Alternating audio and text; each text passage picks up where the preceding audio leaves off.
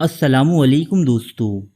چنگیز خان کی قائم کردہ منگول سلطنت سے کون واقف نہیں؟ یہ وہ وسیع و عریض مملکت تھی کہ جس نے سکندر اعظم اور رومن ایمپائر کو بھی مات دے دی تھی۔ لیکن دوستو، یہ سلطنت جس تیزی سے دنیا کے نقشے پر نمودار ہوئی، اسی برق رفتاری کے ساتھ اس کا نام و نشان تک مٹ گیا، اور آج دنیا کے ایک ویران خطے میں منگولیا نام کا صرف ایک بنجر اور غریب ملک پایا جاتا ہے۔ آخر کیا وجہ تھی کہ وہ منگول جن کی دہشت سے دنیا لرزتی تھی، ان کے عظیم الشان لشکر جہاں سے بھی گزرتے، وہاں نہ تو فصلیں باقی رہتی اور نہ ہی انسانی و حیوانی آبادیاں آج گزرے ہوئے ماضی کا ایک قصہ پارینہ بن چکے ہیں۔ کچھ لوگ منگولوں کی آپسی خانہ جنگی کو ان کے زوال کا سبب قرار دیتے ہیں، تو کوئی کہتا ہے کہ منگول مذہب اسلام میں داخل ہو کر اپنی شناخت کھو بیٹھے۔ لیکن آج ہم آپ کو وہ حقیقی وجہ بتائیں گے کہ جس کے سبب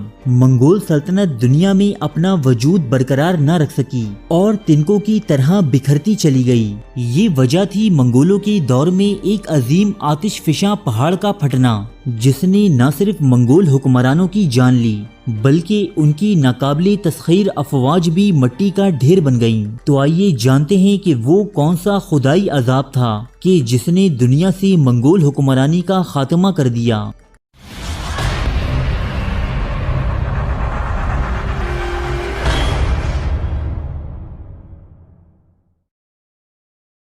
1251 عیسوی چنگیز خان کا پوتا مونکے خان منگولوں کا سب سے بڑا خاقان تسلیم کیا گیا۔ اس وقت تک منگولوں کا اتحاد اور تنظیم ہی ان کی سب سے بڑی طاقت کہلاتی تھی، لیکن چین کی ریاست سونگ پر حملے کے دوران منگولوں کا یہ سب سے بڑا خان اپنی جان گنوا بیٹھا، اور اس کے بعد شروع ہوا منگولوں میں تخت کا خونی کھیل۔ تخت کی اس جنگ میں چنگیز خان کے پوتے اور مونکے خان کے دو بھائی قبلائی خان اور آرک بوکے شامل تھے۔ ان دونوں کی افواج کے درمیان کئی خونریز تصادم ہوئے۔ ہولاگو خان اور برکے خان کے مابین ہونے والی جنگ بھی اسی خانہ جنگی کا ایک حصہ تھی، کیونکہ ہولاگو خان کو قبلائی خان کی سرپرستی حاصل تھی، جبکہ برکے خان کے ساتھ آرک بوکے کی امداد شامل تھی۔ یوں منگول آپس میں لڑ لڑ کر کمزور ہوتے گئے، اور ان کی بادشاہتیں چھوٹی چھوٹی ریاستوں اور صوبوں تک محدود ہو کر رہ گئیں۔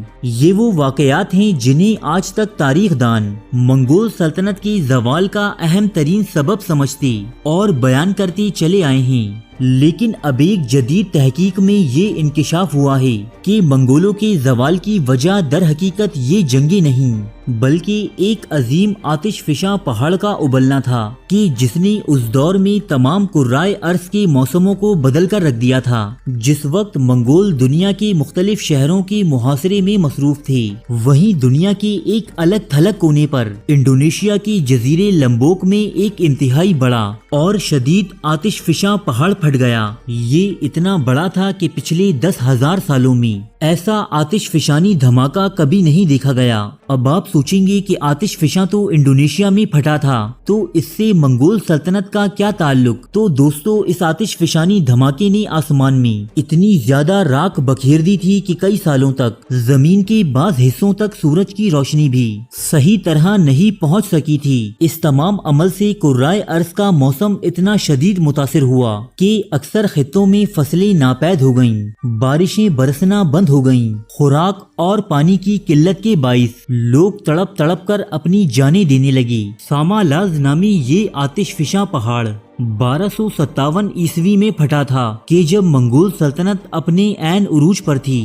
اور منگولوں کا خاقان اعظم مونکے آگے بڑھ کر چین میں قائم سونگ ڈائنیسٹی پر حملہ کرنے والا تھا۔ 1258 عیسوی میں مونکے خان نے منگول یلغار سے اب تک محفوظ رہنے والی چینی سلطنت سونگ کی جانب پیش قدمی کی۔ یہ منگولیا کی تاریخ کا سب سے بڑا لشکر تھا جس کی قیادت خود منگولوں کا خاقان اعظم مونکے خان کر رہا تھا، لیکن خشک سالی اور قحط نے اس کی یہ مہم عذاب بنا دی تھی۔ لاکھ دعاؤں کے بعد آسمان سے بارش برسی، لیکن یہ بارش اس کے لیے خوشی کی نوید نہیں بلکہ موت کا پیغام لے کر آئی تھی۔ ہوا یوں کہ سامالاز نامی آتش فشاں کے پھٹنے کے بعد جو سلفر گیسیں آسمان میں پھیل گئی تھیں وہ بارش کے پانی کے ساتھ ساتھ زمین پر برسیں، اور اس پانی نے ایسی جان لیوا بیماریوں کو جنم دیا کہ جس نے منگول لشکر کو تہس نہس کر دیا۔ خود مونکے خان کی موت بھی اسی محاصرے کے دوران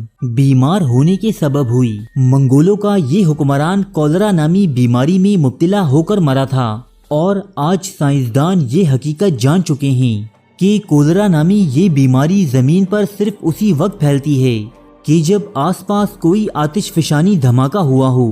1815 میں پھٹا ٹمبورا آتش فشاں اور 1835 میں پھٹنے والا کوسی گوئنا آتش فشاں اس کی واضح مثال ہیں۔ مونکے خان کی موت کے ساتھ ہی منگولوں کا اتحاد بکھر گیا۔ وہیں دنیا میں جہاں کہیں بھی منگول لشکر جنگ میں مصروف تھے وہ سب وبائی بیماریوں یا پھر قحط سالی کے باعث منتشر ہو گئی۔